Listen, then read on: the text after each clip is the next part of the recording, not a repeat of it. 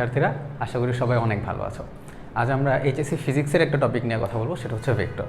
তোমরা যারা SSC already complete করে আসছো তারা ভেক্টরের সাথে একটু পরিচিত আছো। আমরা এই এসএসসির হায়ার ম্যাথের ভেক্টরে একটা চ্যাপ্টার পড়ছিলাম, সেখানে আমরা টুকিটাকি একটু পরিচিত হয়েছি। আজকে আমরা একটু ডিটেলসে দেখি। সো ভেক্টরের মধ্যে আমরা সর্বপ্রথম যে টপিকটা শিখছিলাম সেটা হচ্ছে আমাদের দুটা তল থেকে দুটা অক্ষ থাকে, এক্স অক্ষ আর হচ্ছে ওয়াই অক্ষ। তো এই অক্ষ দিয়ে আমরা একটা বিন্দুর একটা ভেক্টরের যাবতীয় পরিচয় আমরা বুঝতে পারি। যেমন আমরা যদি একটা ভেক্টর রাখি, এই ভেক্টর আমরা ধরে নিলাম এটা পি ভেক্টর। সো পি ভেক্টরের মান হচ্ছে এতটুকু এবং তার দিক এই দিকে, সেটা আমরা বুঝতে পারি। এবং একই সাথে আমরা কোনো একটা বিন্দুর অবস্থানও আমরা বুঝতে পারি। যদি এখানে আমরা একটা অবজেক্ট রাখি, এখানে একটা যদি অবজেক্ট রাখি এবং তোমাকে যদি বলি এই অবজেক্টটা এই এক্স ওয়াই সারফেসের কোন জায়গায় আছে, তো আমরা এই অবস্থানটা বোঝাই হচ্ছে বাংলায় আমরা বলি অবস্থান ভেক্টর দিয়ে। তো অবস্থান ভেক্টরটা আমরা মূল বিন্দু থেকে এই ডিরেকশনে যাব, এই ডিস্টেন্সটা এবং এই দিকটা সে আগের মতোই, পি ভেক্টরটাই হচ্ছে এই অবজেক্টের অবস্থান ভেক্টর। তো এই পর্যন্ত ছিল আমাদের 9-10 জ্ঞান। আমরা যদি এইচএসসির দিকে আসি, এখানে আমাদের এক্স এবং ওয়াই অক্ষের সাথে জেড অক্ষ অ্যাড হয়ে যায়। সো জেড অক্ষটা কি, সেটা থাকে হচ্ছে এক্স ওয়াইয়ের সাথে লম্ব বরাবর, কিন্তু আমরা বোর্ডে তো এই লম্ব বরাবর রাখতে পারছি না। সো একটু আঁকার চেষ্টা করি আসলে কীরকম আসে, জেড অক্ষটা কোন দিকে আসে। তোমরা অবশ্যই সবাই দেখছো আমাদের বিল্ডিংয়ের, আমাদের বাসাবাড়ির একটা কর্নারে আমরা তাকালে দেখবো এইভাবে দুই দিকে এবং এই দিকে, তো তিন দিকে তিনটা সাইড চলে গেছে, সেটাই হচ্ছে এক্স ওয়াই আর জেড অক্ষ। যদি আমরা বোর্ডে আঁকার চেষ্টা করি, তো এটা হচ্ছে আমাদের এক্স অক্ষ, এটা যদি আমরা ওয়াই অক্ষ দিই, এটা যদি জেড অক্ষ দিই, তাহলে এক্স অক্ষ, ওয়াই অক্ষ এবং জেড অক্ষ তিনটা অক্ষ আমি পেলাম। ঠিক আছে। সো আগের মতোই যদি আমরা একটা বস্তু দিয়ে দিই যে এই বস্তুটার অবস্থান নির্ণয় করা যায় নাকি, আমরা একটু চেক করি। আমরা যদি এখানে একটা বস্তু রাখি, সো এটার অবস্থান আমরা দেখতে পাচ্ছি মূল বিন্দু থেকে এই পর্যন্ত, কিন্তু এখানে একটু কনফিউশন চলে আসছে। আসলে এটা দেখে মনে হচ্ছে শুধু এক্স ওয়াই তলে আসে, এটা কি জেড অক্ষের দিকে আসে নাই? এটা তো একটু এখানেও থাকতে পারে, এই বস্তুটা তো এখানেও থাকতে পারে। সো আমরা এই সমস্যাটা কীভাবে সলভ করবো, আসলে আমরা এর পজিশনটা অ্যাকচুয়ালি অ্যাকুরেটলি কীভাবে নির্ণয় করবো, তাই না? সো এই সমস্যার সমাধানের জন্য তোমাদের জন্য দক্ষিণখানের একমাত্র এবং সর্বপ্রথম ডিজিটাল ক্লাসরুম মডুলাস এডু নিয়ে এসেছে আমাদের স্মার্ট বোর্ডে এই ভেক্টরের এবং যত ধরনের ফিজিক্সের যত ধরনের প্রবলেম আছে তোমরা সামনে ফেস করবা, সেগুলোকে ভিজুয়ালাইজ করে সমাধান করানোর জন্য। যেগুলো আমরা ইউজুয়ালি আমরা 2D সারফেস আমরা বোর্ডে আঁকতে পারি, আমরা একটা ধারণা দিতে পারি, কিন্তু এটা সম্পূর্ণভাবে তোমাদের বোঝাতে পারি না। সো সেই কারণে এই ভিজুয়ালাইজেশনের মাধ্যমে তোমাদেরকে বোঝানোর জন্য মডুলাস এডু সর্বদা প্রচেষ্টায় থাকে। চলো আমরা একটু দেখি এটা আসলে কিভাবে আমরা হিসাব করতে পারি। আসলে আমাদের বাস্তব লাইফে আমরা যা কিছু দেখি সবই কিন্তু 3 ডাইমেনশনাল। এই 3 ডাইমেনশনাল আমাদের দুনিয়াটা আমরা যখন 2D সারফেসে আঁকি, সেটাই যখন আমরা আবার তোমাদের দেখাই, এই জন্য তোমাদের কল্পনা করতে কষ্ট হয়। এজন্য আমরা চেষ্টা করবো 3 ডাইমেনশনাল জিনিসগুলো 3Dতেই দেখানোর। সো 3 ডাইমেনশনাল অক্ষগুলো আমরা যদি এখানে খেয়াল করি, এখানে 3টা অক্ষ আছে, এক্স অক্ষ, ওয়াই অক্ষ এবং জেড অক্ষ। আমরা যদি একটু ঘুরে দেখাই তোমাদেরকে, বিভিন্নভাবে আমরা দেখাইতে পারতেছি। সো এইখানে আমাদের একটা অবজেক্ট যদি আমি রাখি, সেটা ভিজুয়ালাইজ করতে সুবিধা হবে। কীভাবে আমরা একটু খেয়াল করি, এই হচ্ছে আমাদের একটা বস্তু।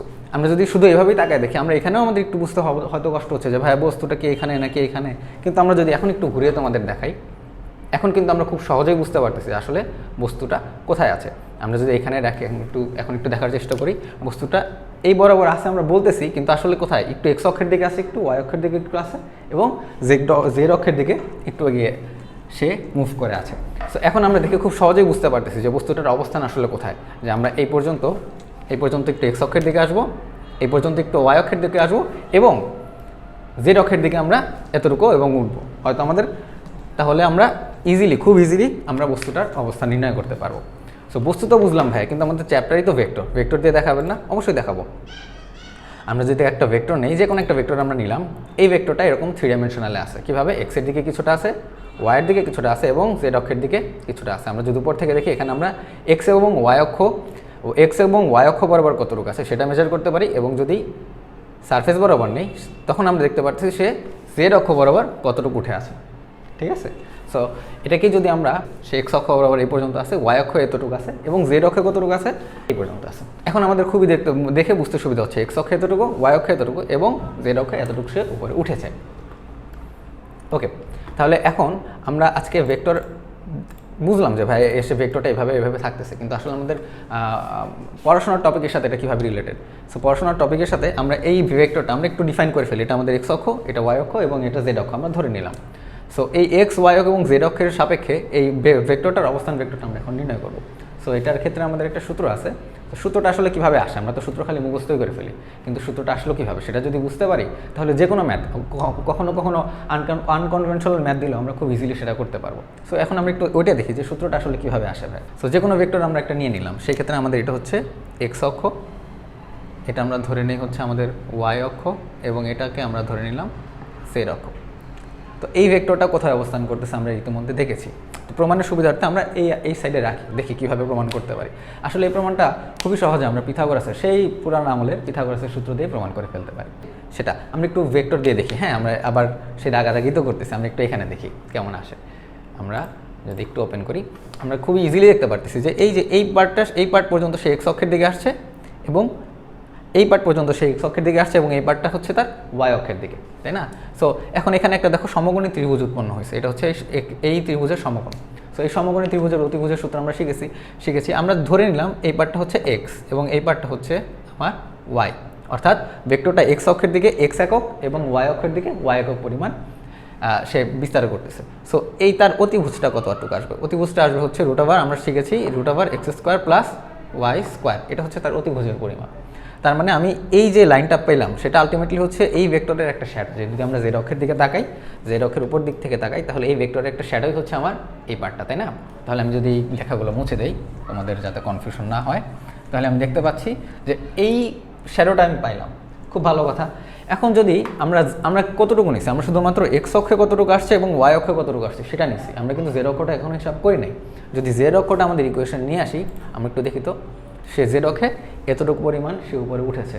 এখন আমরা অলরেডি আগে শিখছি যে এই পার্টটা কতটুকু, এই পার্টটা হচ্ছে √x² প্লাস ওয়াই স্কোয়ার। তাহলে এখানে একটু খেয়াল করি তো, এখানে একটা ত্রিভুজ উৎপন্ন হয়েছে না, এবং এটাও কিন্তু সমকোণী। কেন সমকোণী? কারণ এইটা এই সারফেসে, এটা তার সাথে লম্ব। যদি একটু ঘুরায় দেখাই তোমাদের, এটা কিন্তু একটা সমকোণী ত্রিভুজ, তাই না? তাহলে এটা যদি সমকোণী ত্রিভুজ আমরা হয়, তাহলে এই পার্টটা ছিল আমার √x² প্লাস ওয়াই স্কোয়ার। আর এই মানটা আমরা ধরে নিই, যেহেতু এক্স অক্ষেরটা এক্স এবং ওয়াই অক্ষেরটা ওয়াই ধরছি, সো সে জেড অক্ষে কতটুকু অগ্রসর হয়েছে আমরা ধরে নিলাম এটাও জেড, তাই না?